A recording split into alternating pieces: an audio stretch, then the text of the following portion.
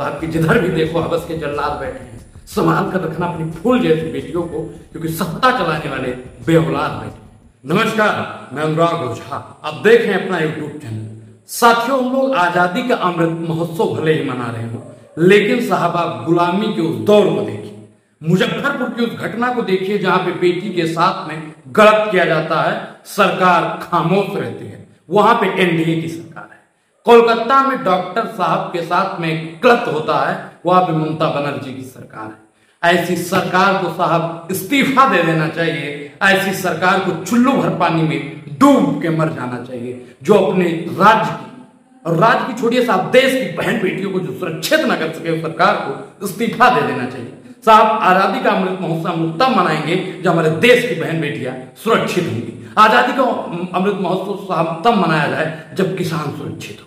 आजादी का अमृत महोत्सव साहब हम लोग मना रहे हैं, आजादी का जश्न तो हम मना रहे हैं। कुछ दरिंदगे जो है वो हमारी बहन बेटियों को नोचने का काम करते हैं। साहब, एक किस्सा मैं आपको सुनाता हूं, 2 लाइन में है कि एक बेटी अपने माँ से पूछती है कि माँ, जानवर आदमी क्यों नहीं बन जाते हैं? तो माँ कहती है कि बेटा, जानवर आदमी नहीं बन सकते हैं। फिर वो बेटी कहती है कि माँ, फिर आप बताइए कि आदमी जानवर कैसे बन जाते हैं? आप समझिएगा जरूर साहब, जो बलात्कारी होते हैं वो जानवर और हैवान बन जाते हैं।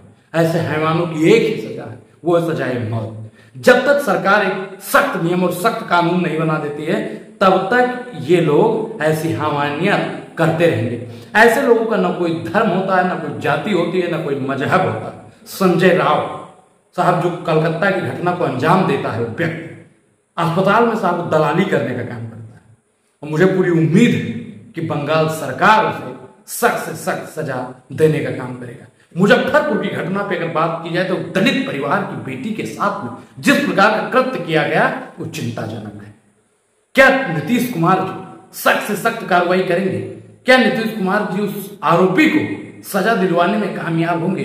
इस देश में साहब दलितों के ऊपर जो अत्याचार हो रहे हैं, और आज हर घर तिरंगा लगाने की बात होती है। तिरंगा लगना चाहिए साहब, हर घर तिरंगा लगना चाहिए, लेकिन हर घर बेटी को सुरक्षित करना चाहिए। जो आज बात कर रहे हैं हर घर तिरंगा भेजने की, मैं उनसे कहना चाहता हूं कि हर घर में बेटियों को सुरक्षित करने की एक सिपाही भेज दीजिए। जो हर घर तिरंगा की बात करते हैं, हाथ में तिरंगा लेकर फोटो खिंचवाने की बात करते हैं, मैं उनसे कहना चाहता हूं आप हाथ में संविधान ले लीजिएगा। वही संविधान हम लोगों की रक्षा करेगा।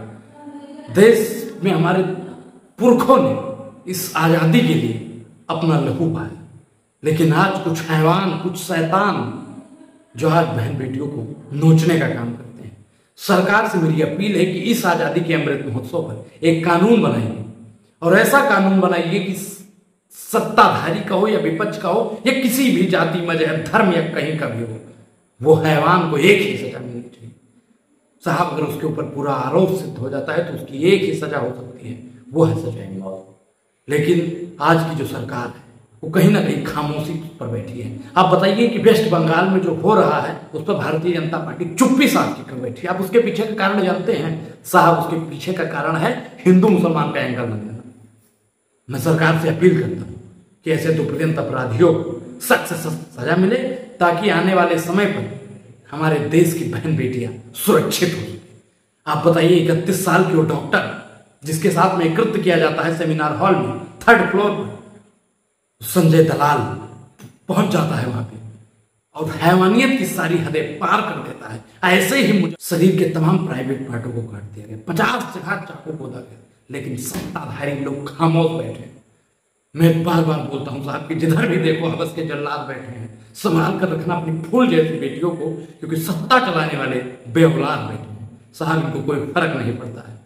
जब जब जुल्म करेगा सत्ता के गड़िया हो, चप्पा चप्पा गूंज उठेगा इनकलाब के नाम से। मैं भारत सरकार से और बिहार से, मुजफ्फरपुर के बिहार सरकार से भी अपील करता हूं कि ऐसे दुर्दांत अपराधियों को सजा मिलनी चाहिए। मैं वेस्ट बंगाल ममता बनर्जी जी से भी अपील करना चाहता हूं कि किसी प्रकार का कोई राजनीतिकरण नहीं होना चाहिए, उसको सजा मिलना चाहिए। क्योंकि जब तक सजा नहीं मिलेगी तब तक आने वाले समय पर अपराध रुकने वाला नहीं है। भगत सिंह ने कहा था कि गूंगों और बहरों को सुनाने के लिए बम का धमाका करना बेहद ही जरूरी है। तो इन गूंगे, बहरे और निकम्मों को जगाने के लिए जब तक सजा का प्रावधान आप लोग नहीं करेंगे सत्ताधारियों, तब तक हमारे देश की बहन बेटियां सुरक्षित होने वाली नहीं है। आप लोग साहब भले ही आज़ादी का अमृत महोत्सव मनाइए, मैं आज़ादी का अमृत महोत्सव तब मनाऊंगा जब देश में सख्त से सख्त कानून बनेगा और हमारी बहन बेटियां सुरक्षित हो जाएंगी। अब बाकी आप सभी को 15 अगस्त की बहुत बहुत शुभकामनाएं। क्रांतिकारी जय हिंद।